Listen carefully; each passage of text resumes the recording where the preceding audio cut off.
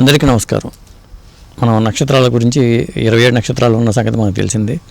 ఒక్కొక్క నక్షత్ర వ్యక్తులకు ఒక్కొక్క లక్షణాలు ఉంటాయి. మరి ఈరోజు ప్రత్యేకంగా ఏంటంటే పుష్యమి నక్షత్రం గురించి మనం మాట్లాడుకుందాం. ఎందుకంటే ఆ నక్షత్రం మీద స్టడీ చేసిన వ్యక్తిగా పప్పు రాజేశ్వరి గారు ఉన్నారు. ఆవిడ అస్ట్రాలజర్గా స్టడీ చేశారు, ప్లస్ ఒక యూట్యూబ్ ఛానల్ కూడా నడుపుతున్నారు. మరి ఈ నక్షత్రం గురించి, ఇలాంటి వ్యక్తుల గురించి ఏం చెప్తారో చూద్దాం. నమస్కారం అండి. నమస్తే అండి. పుష్యమి నక్షత్రం మీద మీరు కొంత స్టడీ చేశారు. అవునండి. ఇప్పుడు 27 నక్షత్రాల్లో 8వ నక్షత్రం అనుకుంటా ఈ పుష్యమి. అవునండి. ఈ పుష్యమి నక్షత్రానికి ఉన్న ప్రత్యేకత ఏమిటి? మీరు ఎలాంటి అధ్యయనం చేశారు దీని మీద? పుష్యమి నక్షత్రం అంటే ఋషులు చెప్పేది ఏంటంటే 27 నక్షత్రాల్లో పుష్యమి నక్షత్రానికి చాలా ఇంపార్టెన్స్ ఇచ్చారు. దానికి కారణం ఏంటంటేను అన్ని రకాల శుభకార్యాలకు కూడాను ఈ పుష్యమి నక్షత్రాన్ని ముహూర్తాల విషయాల్లో పెడతారు. తర్వాత వివాహానికి మాత్రం పనికిరాదు. ఈ పుష్యమి నక్షత్రానికి అధిపతి శని, నక్షత్రానికి అధిదేవత గురువు. దానివలన కూడా అది కాకుండా పుష్యమి నక్షత్రం 4 పాదాలు కర్కాటక రాశిలో ఉంటుంది. కర్కాటక రాశికి అధిపతి చంద్రుడు. అక్కడ గురువు ఉచ్చస్థితిని పొందుతాడు. ఆ విధముగా కూడా పుష్యమి నక్షత్రానికి ఇంపార్టెన్స్ ఉందండి. ఓకే.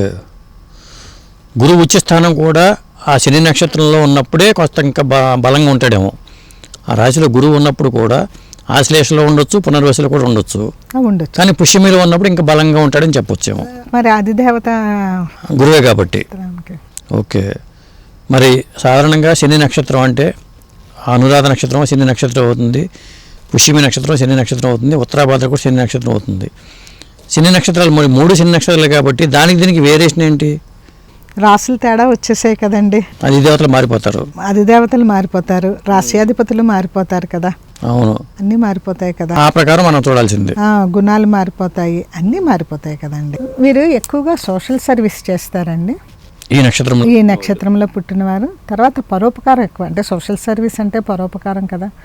అయితే శాంత స్వభావం కలవారు. అయితే ఈ 4వ పాదం పుష్యమి 4వ పాదం వచ్చి మనకు వృశ్చిక రాశిలో పడుతుంది కాబట్టి వాళ్ళు కొంచెం కోపం కలవారుగా ఉంటారు. వృశ్చికంలోకి వస్తుందండి, నవాంశలోనే. దానివల్ల ఎందుకంటే నవాంశను కూడా మనం బేస్ చేసుకొని చెప్పాలి కదా. అది తర్వాత ఏంటంటేను ఇంకా అన్ని ప్రొఫెషనల్స్లో కూడా మనకి పుష్యమి నక్షత్రం వాళ్ళు కనిపిస్తారు, ఏ వృత్తిలోనైనా రాణిస్తారు. ఓకే. అంటే 4 పాదాల్లో 1వ పాదంలో పుట్టిన వాళ్ళ లక్షణాలు కానీ 2వ పాదంలో పుట్టిన వాళ్ళ లక్షణాలు తేడాలు ఏమేమి ఉంటాయి? ఆ వేరియేషన్ చెప్పాలంటే అంటే మొదటి పాదంలోని పుట్టిన వాళ్ళు సహాయం ఎవరికి చేయడు, వాడి కోపం కూడా ఎక్కువగా ఉంటుంది, దయ కూడా ఉండదు. తర్వాత ఇంకా మంచి బుద్ధి కూడా ఉండదు. ఓకే. ఇది మొదటి నవాంశ మీకు సింహరాశిలోకి వస్తుంది. పుష్యమి రాశి మొదటి నవాంశ, దానిని భూపాంస అనేసి అంటారన్నమాట. ఇంకా 2వ పాదంలో పుట్టిన వాళ్ళు ఇతరులచే గౌరవింపబడతారు, అంటే అందరూ వీళ్ళని అభిమానిస్తారు. అదిగా అందరితో కూడా స్నేహంగా ఉంటారు. మంచి శరీరం ఉంటుంది, ధనం కలవాడు అవుతాడు. ఇది 2వ నవాంశ ఇక్కడ కన్యలోకి వస్తుంది.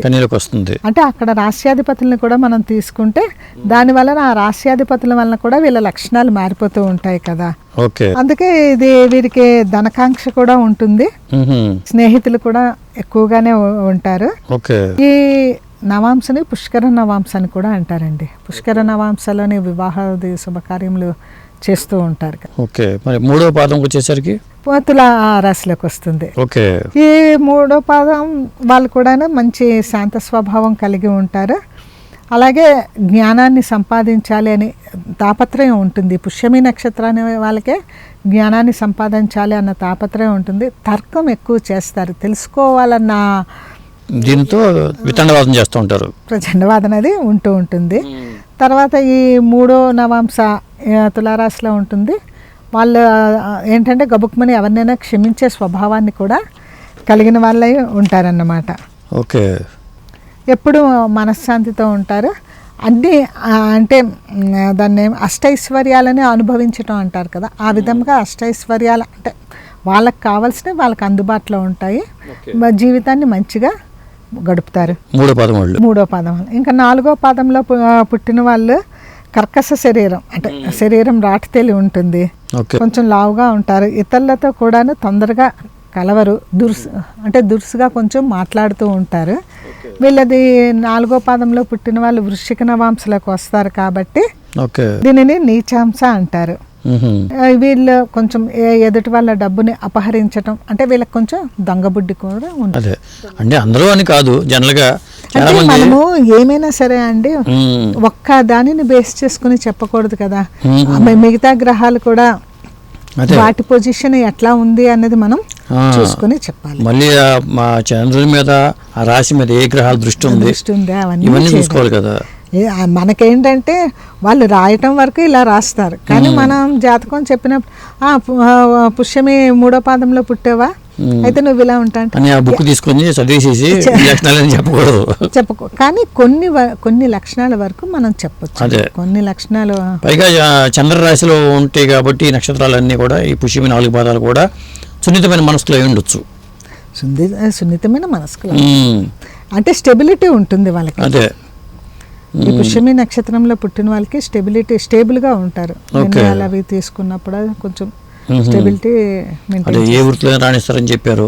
అందుకని వాళ్ళు అక్కడ స్టేబుల్ గానే ఉంటారు కదా. పట్టుదల దాని వలన ఉంటుంది, అనుకున్న పని చేయాలి అన్న పట్టుదల అదన్నీ. కానీ ఒక డౌట్ ఉంది, ఇప్పుడు పుష్యమి నక్షత్రం పుట్టిన వాళ్ళు శని మహర్దశతో జీవితం స్టార్ట్ అవుతుంది. అవును, మరి చిన్నప్పుడు కష్టాలు పడతారు అనుకోవచ్చు అందరూ. అదే కదండి, ఇప్పుడు మరి చిన్నప్పుడు కష్టాలు పడటానని నేను ఎవరిని చూడలేదండి.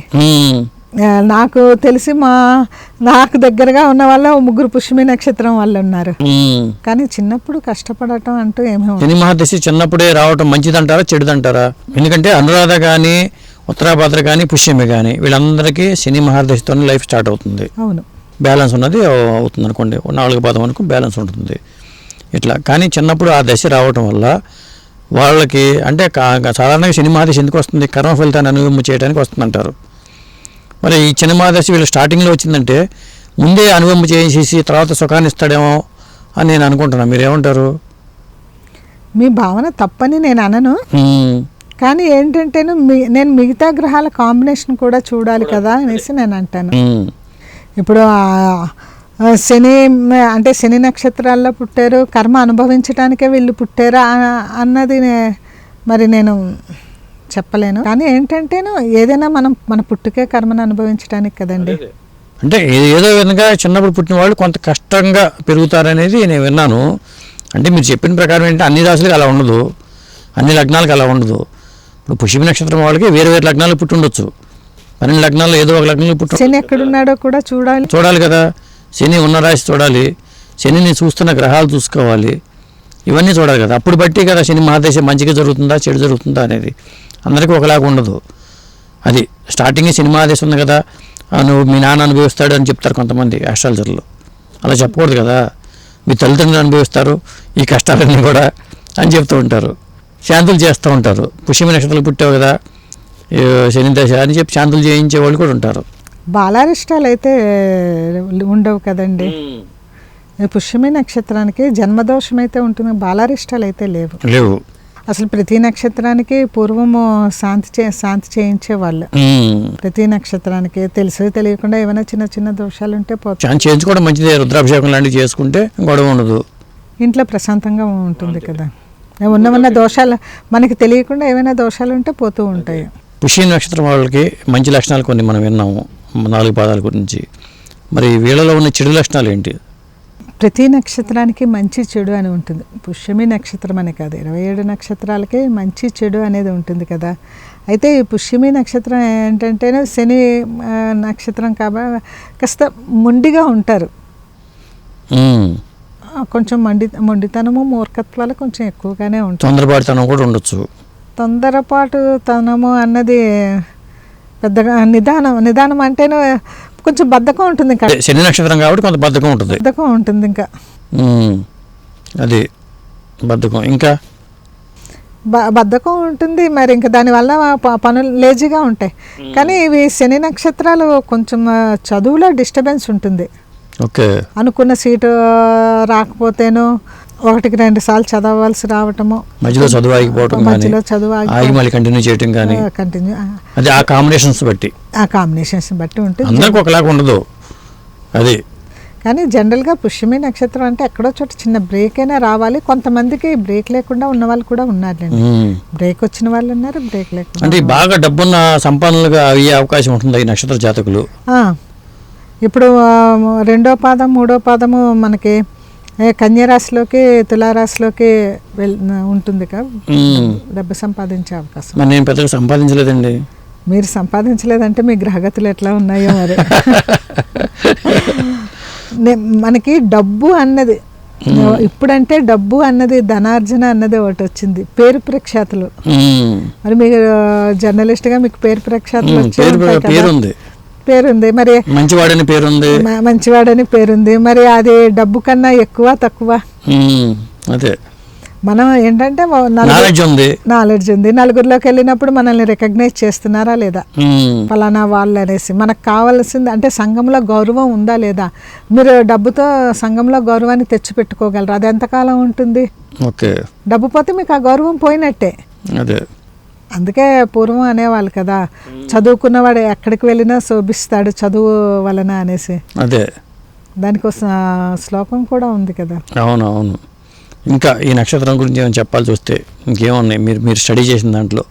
నేను స్టడీ చేసిన దాంట్లోనంటేనే ఈ కుటుంబంలో స్ట్రాంగ్ రిలేషన్ ఉంటుంది.